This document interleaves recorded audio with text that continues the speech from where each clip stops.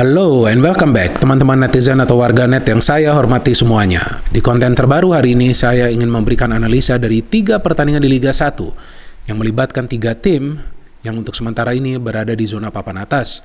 Pertandingan pertama adalah antara Persija Jakarta versus Rans Nusantara. Pertandingan kedua adalah antara Arema FC versus PSM Makassar. Dan pertandingan ketiga adalah antara Persib Bandung versus PSS Sleman. Pertama-tama saya ingin membahas pertandingan antara Persija Jakarta versus Rans Nusantara. Seperti yang kita ketahui bahwa ini adalah pertandingan ketiga bagi Persija Jakarta di home secara berturut-turut. Dan yang saya ingat bahwa Persija Jakarta menargetkan total 9 poin dari 3 pertandingan home mereka. Sebelumnya mereka sudah menang lawan Persikabo dan sebelumnya lagi menang lawan PSM Makassar. Artinya ini adalah pertandingan ketiga home mereka yang perlu mereka menangkan dan mendapatkan 3 poin lagi. Masalahnya adalah dari segi finishing. Nah ini yang harus mereka benahi teman-teman. Karena di pertandingan sebelumnya tuh, saya kira Kremenchek sudah mencetak gol itu. Ketika dia sudah berada di depan mulut gawang tim lawan, ternyata tendangannya ke angkasa. Ya memang ada faktor lapangan juga. Tapi kan nggak bisa seperti itu juga terus-menerus menyalahkan faktor lapangan. Harus bisa lebih baik lagi. Kan para pemain juga tentu sudah beradaptasi dong dengan lapangan kan. Nah artinya mereka harus bisa lebih baik lagi melakukan finishing siapapun pemain tersebut. Kalau Persija Jakarta ingin terus berada di zona papan atas. Karena untuk bisa berada di zona papan atas kan sebuah tim itu harus meraih kemenangan. Untuk meraih kemenangan harus bisa mencetak banyak gol. Maka itu dibandingkan Persib Bandung dan juga PSM Makassar, Persija Jakarta belum banyak mencetak gol. Baru mencetak total kalau nggak salah 28 gol. Tapi dengan jumlah pertandingan yang sama, total gol mereka sekarang ini jauh lebih banyak daripada musim lalu. Bahkan jumlah kemenangan mereka sekarang ini sudah lebih banyak daripada musim lalu secara keseluruhan. Karena musim lalu itu Persija Jakarta teman-teman, dari 34 pertandingan, meraih total 11 kali kemenangan. Tapi memasuki putaran kedua sekarang ini mereka telah meraih total 12 kali kemenangan. Artinya progresnya sudah ada lah sejak dilatih oleh Thomas Doll. Cuma masalah finishing ini saja. Dan juga ketika ada koordinasi di lini pertahanan harus ada backup dari pemain yang bermain di tengah sebagai defensive midfield. Untuk bisa memfilter serangan dari para pemain tim lawan agar tidak langsung menuju ke ruang pertahanan dari Persija Jakarta. Bagaimana dengan Rans Nusantara? Tim ini sebetulnya dari segi serangan bagus banget. Bahkan mereka cukup produktif loh. Mereka cuma kurang 1 gol dari total gol Persija. Persija kan 28 gol nih total. Mereka telah mencetak total 27 gol. Cuma masalahnya tim ini nggak bisa bertahan. Maka itu mereka adalah tim yang paling banyak kemasukan gol sejauh ini. Kalau nggak salah sudah total kemasukan 45 gol. Saya ada siaran pertandingan mereka tuh yang lawan Bali United. Waduh serangannya mengerikan banget. Sampai mereka bisa mencetak total 4 gol, tapi kemasukan 4 gol juga. Nah artinya tim ini harus juga bisa bertahan ketika mereka sudah berani bermain terbuka. Pertahanan itu juga sangat penting teman-teman. Apalagi jika teman-teman cermati ya, rekam jejak dari tim-tim yang menjadi juara di era Liga 1, mereka semua tuh punya defense yang solid. Jadi bagi Rans, jika mereka ingin meraih hasil-hasil akhir yang positif, apakah itu mendapatkan 1 poin atau juga 3 poin, pertahanannya harus lebih solid lagi. Dan juga mereka sekarang kan punya pelatih baru ya, Rodrigo Santana kalau nggak salah namanya tuh asal Brazil ya. Kita tunggu nanti racikan dia. Jadi overall saya melihat Persija Jakarta ini punya materi pemain yang merata ya. Bahkan saya masih ingat tuh ketika lawan PSM Makassar, 2 pemain asing mereka kan nggak bisa turun. Ternyata mereka masih bisa meraih kemenangan yang meyakinkan kan dengan skor 4-2. So feeling saya Persija Jakarta bisa menang di pertandingan ini asalkan para pemain mereka tidak menganggap remeh Rans dan juga fokus untuk meraih 3 poin tersebut. Dan tentu saja pertahanan harus rapat. Jadi jangan sampai mengejar 3 poin tapi ternyata pertahanan ini terbuka. Itu yang akan bisa dimanfaatkan oleh para pemain Rans yang juga punya kecepatan. Jangan lupa ada Makan Konate itu di Rans. Dan mereka ada pemain-pemain lainnya yang punya kecepatan. Itu yang akan mereka manfaatkan ketika mereka membangun sebuah transisi positif yang cepat. So now to the second match antara Arema FC versus PSM Makassar. Memang sejauh ini PSM Makassar baru kalah 2 kali. Mereka adalah tim yang solid dalam urusan bertahan. Defensive record mereka bagus. Mereka belum banyak kemasukan gol. Mereka bisa mencatat banyak clean sheet. Penjaga gawang mereka juga Reza Arya lagi bagus performance-nya. Pemain muda, banyak pemain muda juga di PSM Makassar. Maka itu berkali-kali saya tegaskan bahwa PSM Makassar ini para pemainnya bermain dengan energi yang tinggi di atas lapangan. Maka itu sistem pressing dari Bernardo Tavares ini beda dari sistem pressing Thomas Doll. Kalau Thomas Doll ini pakai sistem pressing dengan high press dan mid block. Jadi ada kombinasi tuh. Nggak selalu high press. Tapi PSM Makassar nih high press terus, main dengan garis pertahanan yang tinggi terus. Resikonya ada kalau ada counter attack dari para pemain tim lawan. Nah itu saja yang mereka harus jaga.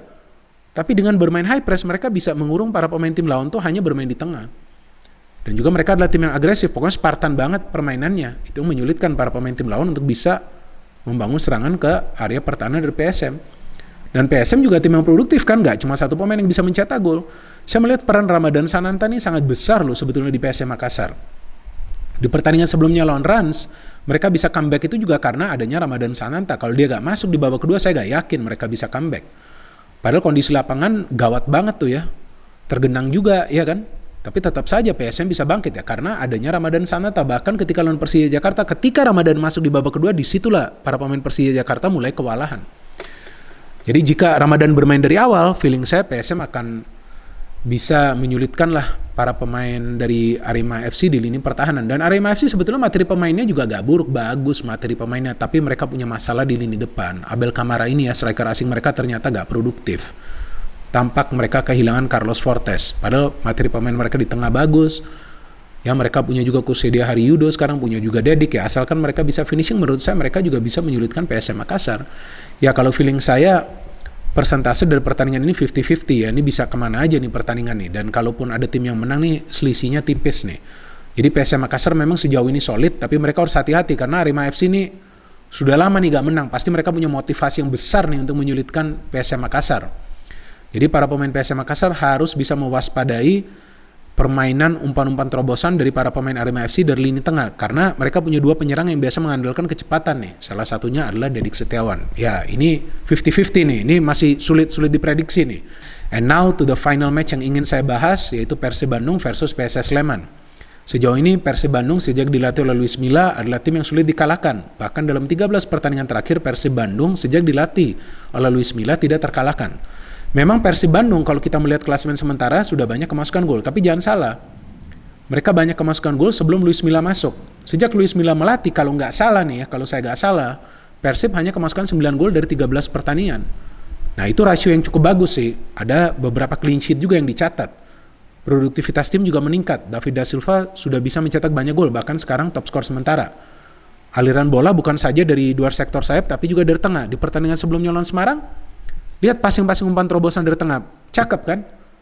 Dan juga yang mengagumkan taktik dari Luis Milla di pertandingan lawan Semarang itu, dia justru memplot McClough itu sebagai playmaker. Karena teman-teman lihat di babak pertama ya, Klopp itu banyak memberikan progressive passing ke depan yang justru akurat. Jadi Klopp ini sekarang mendapatkan peran baru juga di Persib Bandung. Jadi sesuai dengan apa yang saya jelaskan bahwa Luis Milla akan bisa mengubah performa dari para pemain Persib. Bukan saya mengatakan McClough ini nggak bagus sebelumnya, enggak bagus. Tapi dari segi bertahan breaker, tapi di pertandingan lawan Semarang ternyata dia bisa bermain kreatif juga. Banyak umpan-umpan kunci dia. Tapi ketika babak kedua dia diminta untuk bermain lebih bertahan, bisa bertahan juga dengan baik. Tapi sekali dia keluar ikut menyerang, bagus juga umpan-umpannya. Jadi memang Luis Milla ini adalah pelatih yang benar-benar jenius teman-teman. Dia bisa membaca lah potensi dari seorang pemain. Buktinya ketika Rezaldi masuk, diberikan menit bermain, langsung memberikan assist. 2 kali melakukan blocking, sekali menghalau bola, sekali menang duel di lini tengah. Ya itulah manfaatnya punya pelatih seperti Luis Milla, kemudian ada juga Thomas Doll di Persija Jakarta, dan juga ada Bernardo Tavares di PSM Makassar. Jadi 3 pelatih tersebut bisa mengubah lah gaya permainan dari masing-masing tim yang mereka latih. Nah Sleman juga sebetulnya bukan tim yang buruk ya. Di awal musim ini masalah mereka adalah dari urusan mencetak gol. Maka itu kalau sekarang teman-teman melihat bahwa mereka baru mencetak berapa? 19 gol. Gak banyak ini jumlah gol mereka. Dan mereka baru bisa mencetak gol ketika ada Yevan Bokashvili kan bergabung lagi ke Sleman. Ini kan pemain yang bagus nih asal Ukraina, sebelumnya kan pernah juga bermain di Sleman kan. Kemudian pindah ke Persipura. Sekarang dia balik lagi. Nah dia sudah mencetak berapa? 4 gol dalam 3 pertandingan terakhir. Ada Jonathan Cantilana, ada mantan pemain dari Persib, Kim Jeffrey Kurniawan. Ada Haris Tuharia. Bagus ini tim loh. Ada Ibrahim Sanjaya. Kalau nggak salah penjaga gawangnya juga nih pernah bermain di Persib ya. Saya lupa. Muhammad Ridwan ya penjaga gawang dari Sleman. Kalau nggak salah pernah di Persib dia. Tapi kayaknya nggak banyak bermain dia di Persib. Nah dari Persib nih yang saya tunggu Hen fit gak nih? Karena Hen nih adalah pemain yang penting loh teman-teman. Bertahannya solid. Kemudian ketika menyerang, waduh crossing-crossingnya ampun. Manja banget nih. Maka itu dia sekarang total telah memberikan berapa? 5 assist. Nah kalau Hen main Dan Rezaldi jika diberikan kesempatan bermain dari awal, nah variasi serangan dari Persib akan lebih mengerikan sih. Jadi banyak opsi untuk menyerang, tapi juga jangan lupa bertahan. Saya melihat Persib masih punya kelemahan dalam bertahan. Tapi feeling saya Persib punya peluang yang besar untuk meraih kemenangan ya teman-teman. Apalagi kan rencananya mereka akan bermain di Bandung. Belum tahu apakah bermain di Stadion Siliwangi atau juga di GBLA. Tapi itu dia, sama seperti para pemain Persija harus fokus, gak bisa menganggap remeh Sleman. Apalagi Sleman ini lagi bangkit ya. Jadi tentu mereka akan coba untuk mempertahankan tren positif mereka. Ya kalau menurut teman-teman, peluangnya seperti apa? Dari pertandingan Persija lawan Rans, kemudian Arema FC lawan PSM Makassar, dan juga Persib Bandung lawan PSS Sleman. Ya silakan kalian bisa memberikan analisa kalian di kolom komentar di bawah konten ini.